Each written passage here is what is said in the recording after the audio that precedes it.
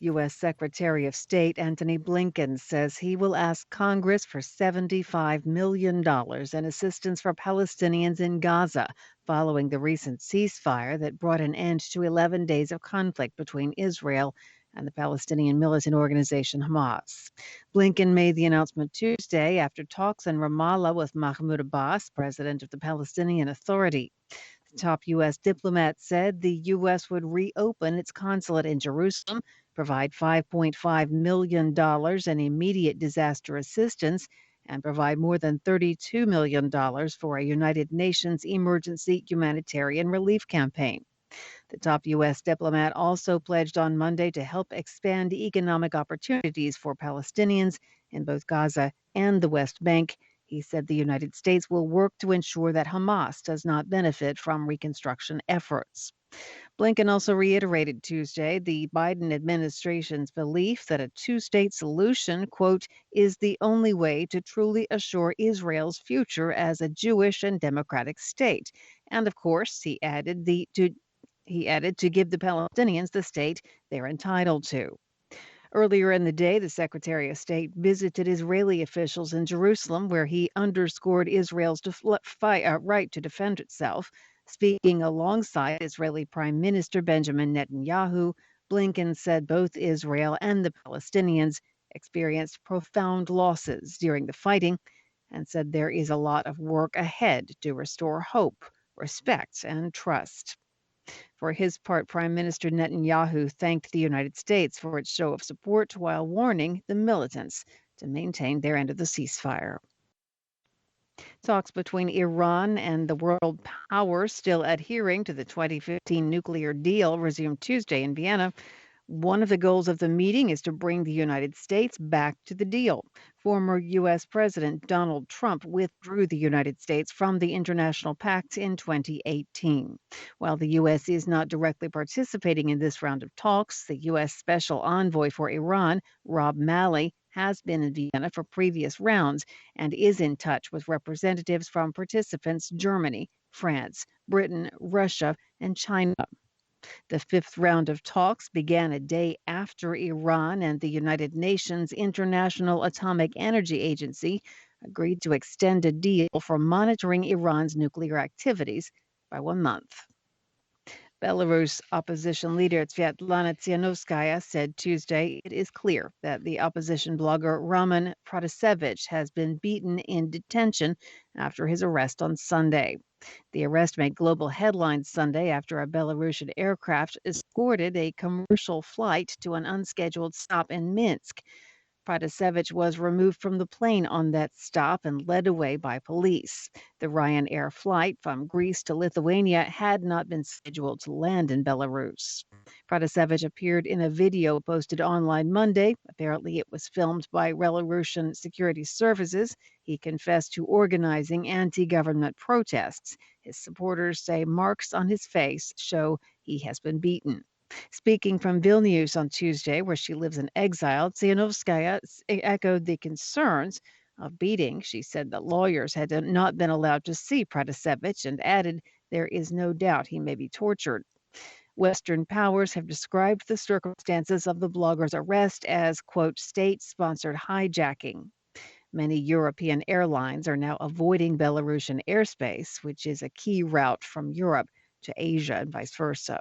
Regional officials reported strong earthquakes Tuesday in the area surrounding the Democratic Republic of Congo's Mount Nyiragongo volcano. On Saturday, the volcano erupted, killing 32 people, destroying villages, and displacing at least 5,000 residents. The Rwanda Seismic Monitor reported on its Twitter account several quakes Tuesday, including a 5.3 magnitude quake in the borderlands between Rwanda and eastern DRC near the volcano. Saturday's eruption was the first by Mount Nyiragongo since 2002.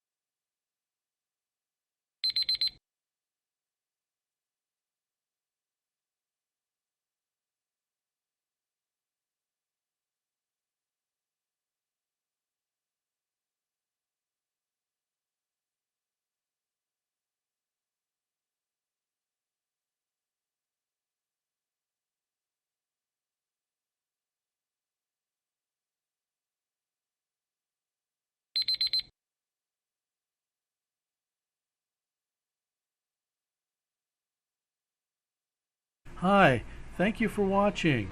I hope the videos are useful for you. Please subscribe to my channel using the button below.